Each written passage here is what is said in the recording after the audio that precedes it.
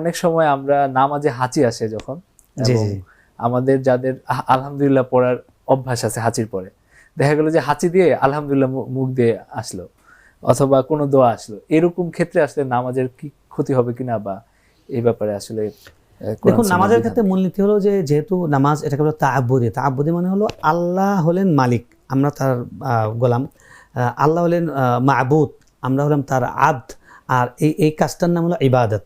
তো আব্দের জন্য মাবুদ ইবাদতের ফরম্যাট নির্দিষ্ট করে দিয়েছেন, এই ফরম্যাটের বাইরে যাওয়া যাবে না। এই ফরম্যাটের নিয়ম হলো এখানে কথা হবে শুধু আল্লাহর সাথে, নামাজের পুরো A to Z আল্লাহু আকবার দিয়ে শুরু, আসসালামু আলাইকুম ওয়া রাহমাতুল্লাহ, এই যে লা আল্লাহ আল্লাহ দিয়ে, তো আল্লাহর সাথেই পুরো কনভারসেশনটা আল্লাহর সাথেই হচ্ছে।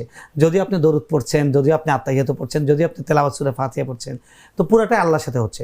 আল্লাহর কথার বাইরে অর্থাৎ নামাজের মধ্যে মানুষ হিসেবে আমরা যে স্বাভাবিক বৈষয়িক কথাবার্তা বলি, এ ধরনের কোনো কথা বলা যাবে না, বললে নামাজ নষ্ট হয়ে যাবে। এটা হলো মূলনীতি। এখন কথা হলো যে এমনি সময়ের জন্য আমাদের একটা সুন্নাহ হলো যখন হাঁচি ওঠে আমরা আলহামদুলিল্লাহ বলা, কারণ এই হাঁচি যারা ওঠে না উনি জানে যে কী বিপদে আছে। যাদের মানে ঠান্ডা বসে যায় এক পর্যায়ে তাদের অনেক সমস্যা হয়, তাদের বুকের মধ্যে কফ জমে গেলে, তো হাঁচি আসলে আলহামদুলিল্লাহ শরীরটা রিল্যাক্স হয়। তো এই যে আল্লাহ একটা নিয়ামত পেলাম, এই জন্য সুন্নাতুল্লাহ আলহামদুলিল্লাহ আল্লাহ শুকরিয়া আদায় করলাম।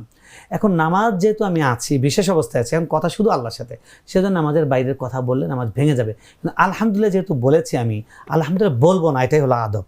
কিন্তু বের হয়ে গেছে অভ্যাসবশত, বের হয়ে গেলে নামাজ ভাঙবে না, নামাজ নষ্ট হবে না। যেহেতু আমি কথাটা বলেছি আল্লাহরই কথা, বাইরের কথা বলি না, এমনকি এটা নামাজেরই কথা, নামাজের শুরুই হয় আলহামদুলিল্লাহি রাব্বিল আলামিন দিয়ে, কিন্তু আমরা বলবো না, যদি বলে ফেলি নামাজ নষ্ট হবে না। তাহলে আমরা বুঝতে পারলাম যে নামাজ নষ্ট হচ্ছে না যদি আমরা বলে ফেলি, কিন্তু এটা অবশ্যই বলা উচিত না, জেনে বুঝে তো কোনোভাবেই বলা উচিত না, কিন্তু ভুলে যদি কেউ বলে ফেলে তাহলে নামাজের ক্ষতি হবে না।